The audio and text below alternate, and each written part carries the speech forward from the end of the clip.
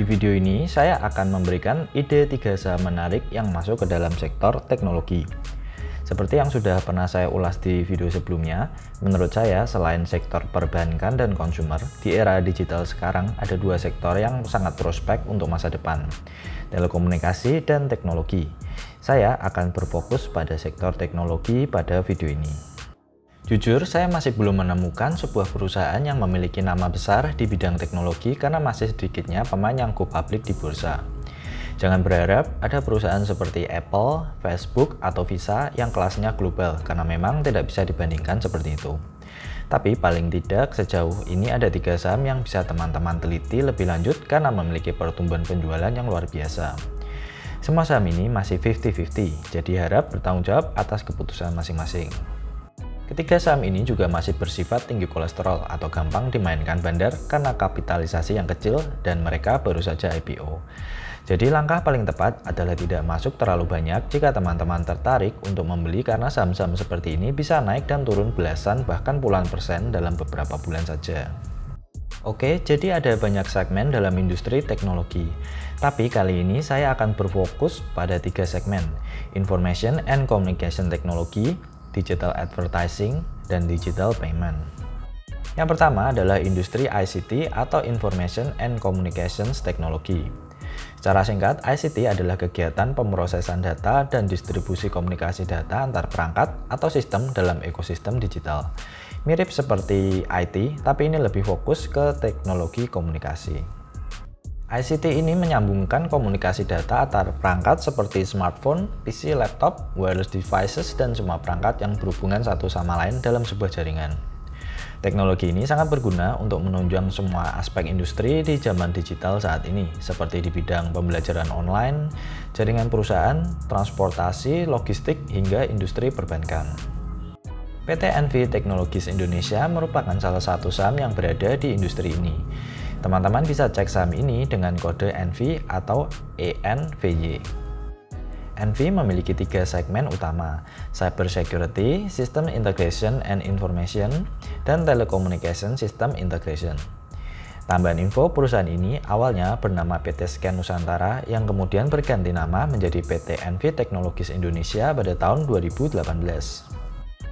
Dalam segmen System Integration and Information, teman-teman bisa lihat di sini beberapa layanan yang mereka miliki. Ada Information Technology Operations, Data Center, Cloud System, E-commerce, dan Security Operation Center.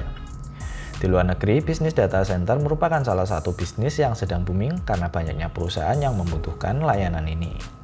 Di segmen telekomunikasi, NV menyediakan layanan seperti instalasi hardware, data communication system, dan digital transmission system.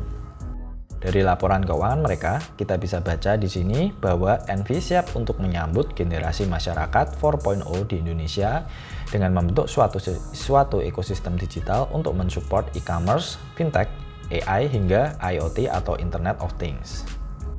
Apalagi dengan hadirnya teknologi 5G, maka kebutuhan untuk keamanan data digital dan segala sistem integrasi informatika dan telekomunikasi akan semakin masif. NV merupakan salah satu perusahaan yang sudah mulai memasuki pasar yang besar ini. Sebagai gambaran proyeksi masa depan untuk pasar ICT, mari kita lihat grafik berikut. Ini adalah data forecast untuk ICT market di Indonesia dari tahun 2016 hingga 2022. Kita bisa lihat bahwa semua kebutuhan baik cyber security, digital services, dan telecommunications semuanya diprediksi akan meningkat, khususnya segmen digital services yang akan mengalami peningkatan paling banyak. Data berikut menunjukkan bahwa pasar ICT di Indonesia selama 2020 ini mengalami peningkatan yang cukup pesat. Pengeluaran konsumen untuk layanan ICT sejak 2017 sudah mengalami peningkatan 20%. Lalu kita masuk ke laporan keuangan dari NV yang sejauh ini cukup impresif. Kita bisa lihat di sini bahwa revenue growth NV sangat luar biasa. Sempat turun minus 15% di 2017, NV kemudian meledak 2.424% di 2018 dan lanjut naik 134% di 2019. Saham NV yang saat ini sudah mulai diperdagangkan lagi ternyata baru saja disuspend karena harganya yang anjlok cukup dalam beberapa waktu yang lalu. Saat video ini dibuat, saham NV berada di kisaran 116 per lembar.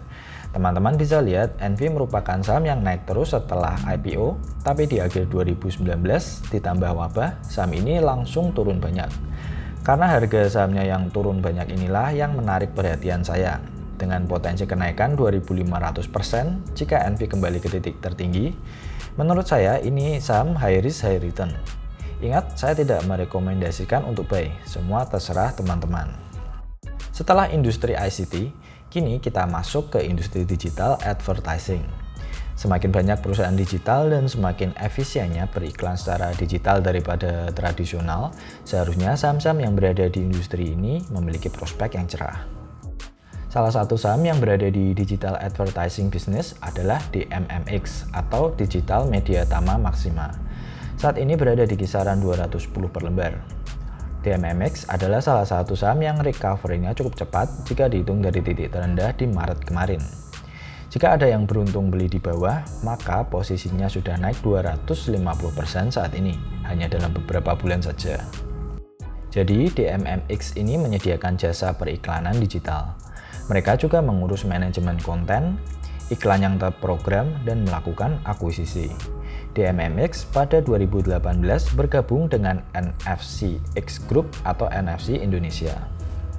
Konsep bisnis mereka adalah menggunakan media cloud dan hardware sebagai media iklan.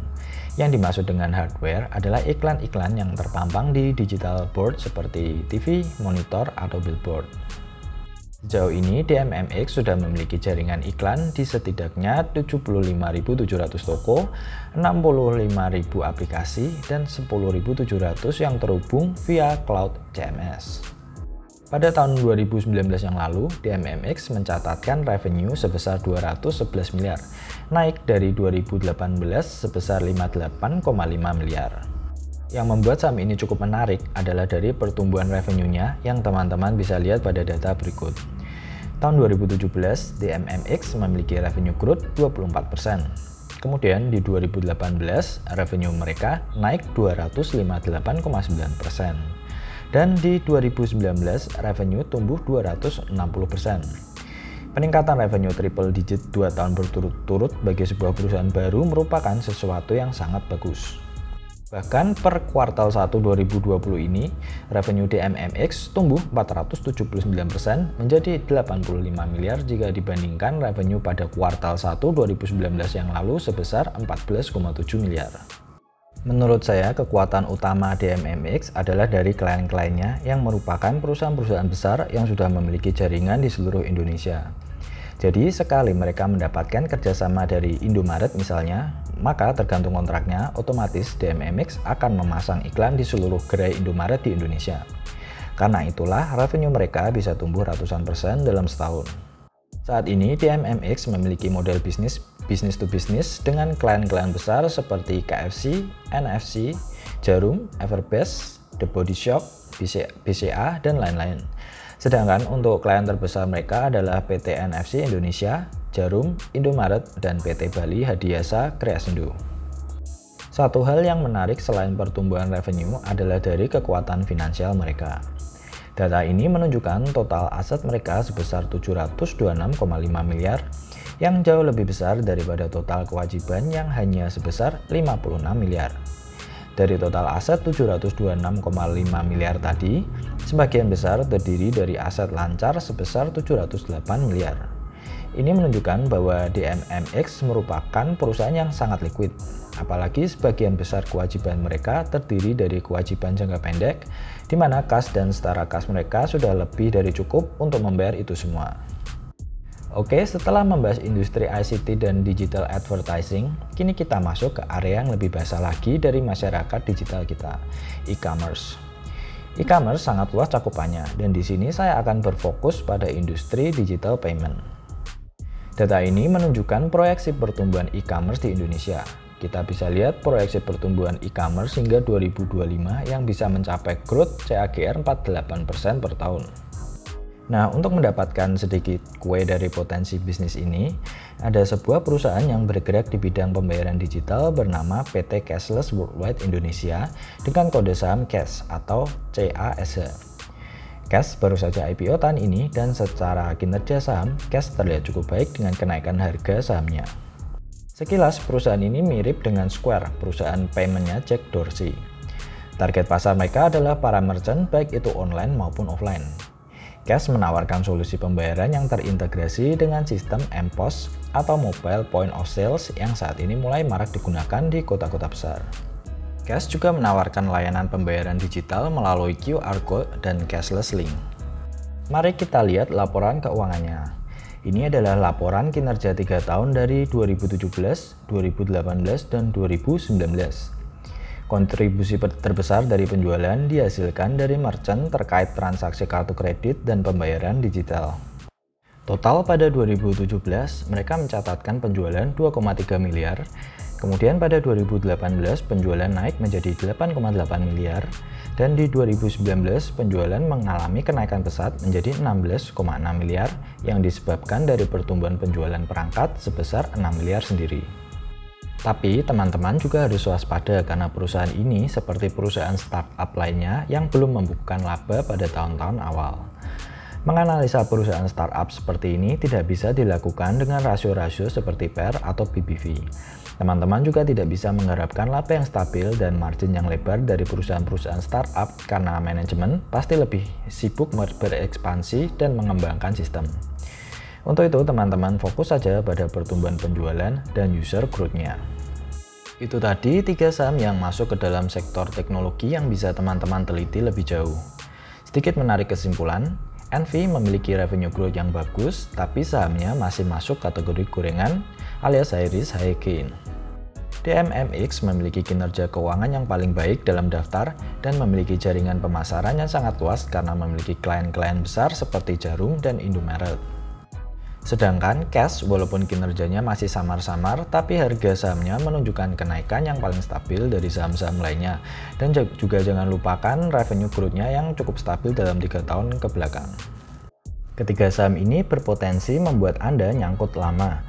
Tapi jika Anda percaya suatu saat salah satu dari saham-saham ini akan menjadi market leader, maka silahkan saja ambil sedikit resiko. Oke, semoga video ini bisa memberikan ide saham teknologi yang berguna bagi teman-teman. Klik like jika video ini bermanfaat, bagi ke sosmed dan jangan lupa subscribe.